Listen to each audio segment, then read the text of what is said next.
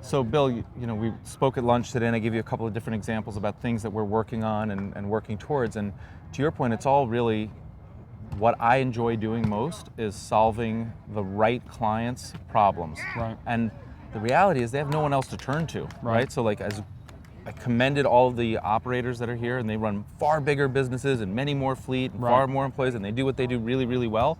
What they don't do really well, in my opinion, is listen to the client and offer real custom solutions and then charge a fair, appropriate amount.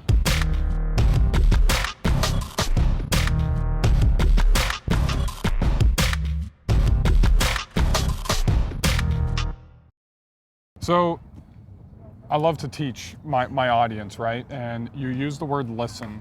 Kind of walk through, because I think one of the hard things for operators is to really identify those problems and then understanding that the operator is really the expert to provide those solutions. So what do you do kind of in the process without giving away any secrets to identify those problems? We're fully transparent here. I'm highly confident in the relationships that we've built and what we do. I think you have to, practice. Right? Like it doesn't come natural. Right. I think you have to ask a lot of questions and you have to be forward thinking. And this is different than the way I think the industry currently operates. Like for instance, somebody might call Google, call XYZ Limo, call and say, how much does it cost to take a van or a sedan or whatever from here to there? And the very nice reservationist might ask all the right questions, what time and this and that. But the person is calling because they're looking for a year-long contract solution to move their professionals from here to there, and their concerns they don't even know, right? Like they're starting with price because that's where everyone starts.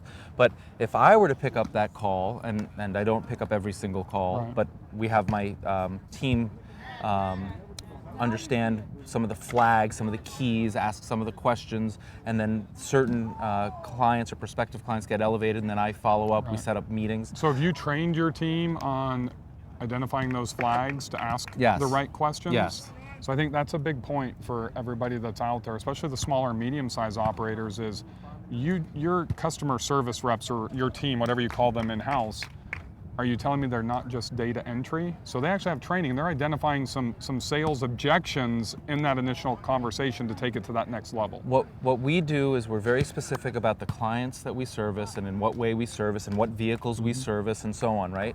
And so being very specific allows you to spend more time with the right people and avoid that rabbit in a hole in the maze, like going down the wrong path and spending all this time putting together quotes and stuff that's not going to go anywhere, that's not going to move the needle.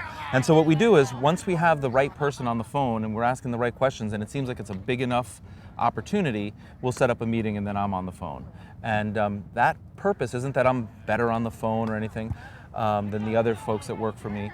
They're excellent and I couldn't do this alone. But what that allows me to do is like really ask the questions like, tell me, you called for a reason. Why? Do you do this currently? Oh, you do. Well, why are you dissatisfied? Oh, let's talk about that. Or you've never done this before, you're doing it for the first time. Okay, well, what are some of your concerns, like when you're thinking about this?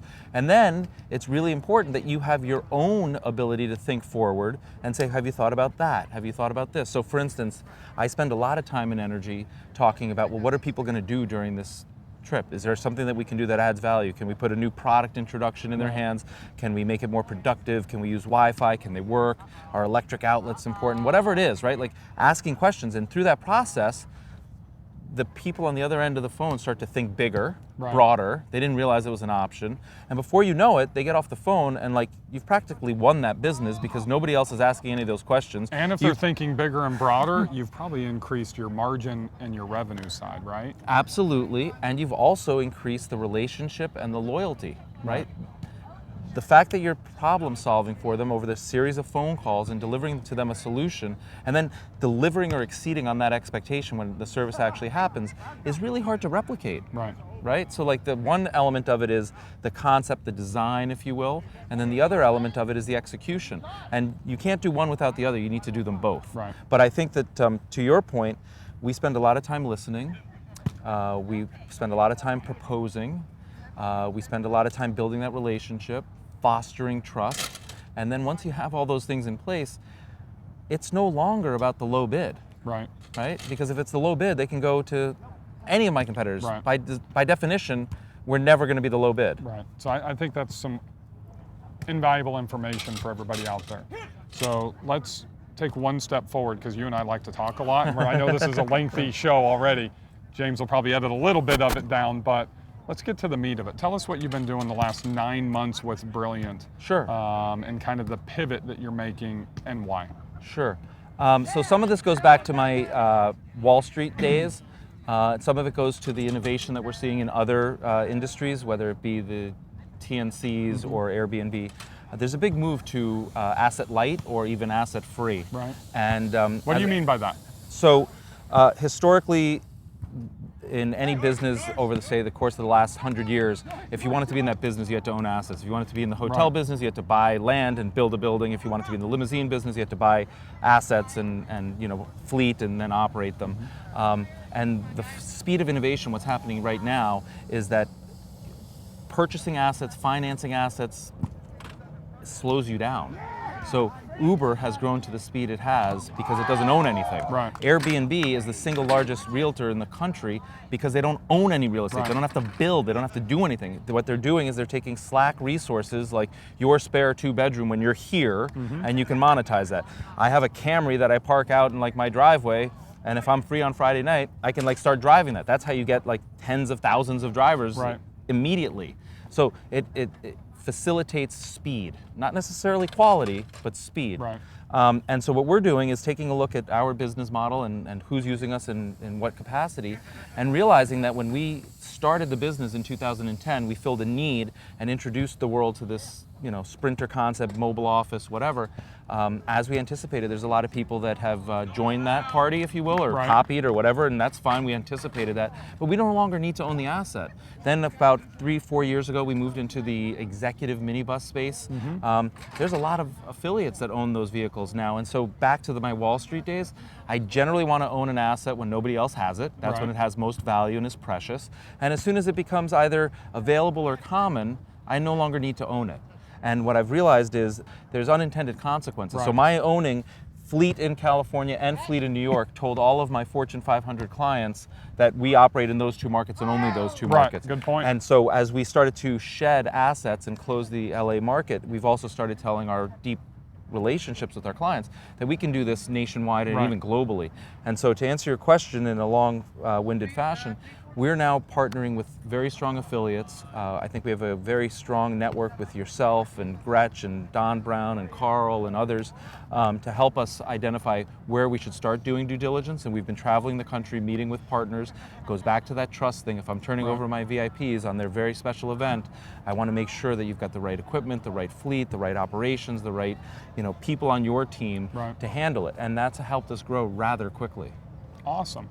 So basically, in a nutshell, you are going from being a traditional limousine company without sedans, not really focusing on airports, really focusing on the bigger equipment, the bigger moves, the private events, that type of stuff, to a virtual company, correct? Yes, but focused on the very high end. I mean, there's some virtual companies out there that are monsters and great, and they focus on sedans and maybe airport transfers, and maybe their claim to fame is that they do private airport transfers. Yeah, there's a lot of big networks, Limo Links, Savoya, you got Move, and a bunch of Fortis riders. Yeah.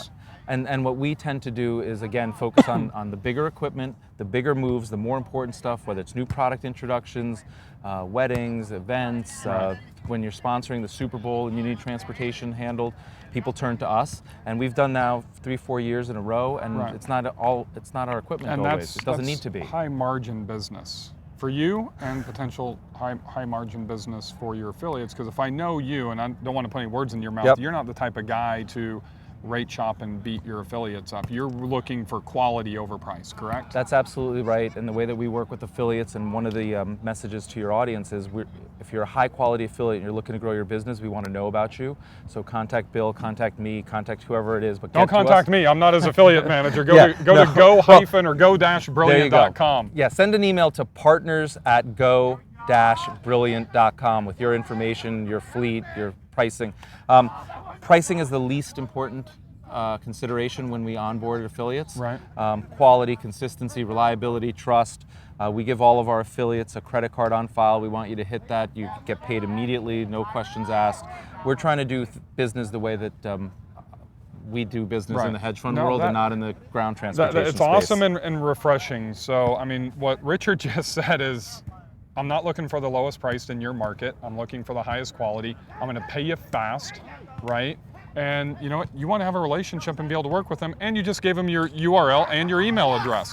And I can tell you, Richard's probably not going to sit here and tell you, Richard's a really good sized company. I'm not going to say dollars. He's not a $500,000 company. He's not a $50 million company. He's somewhere in between, and actually somebody that you would want to work with.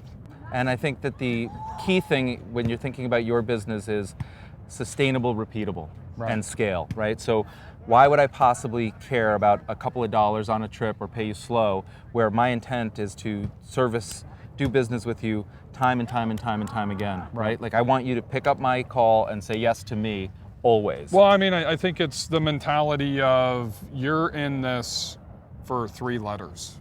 The same 3 letters that I believe in, and I'll even, can you say those letters? PNL? Well, P&L, that's a good one.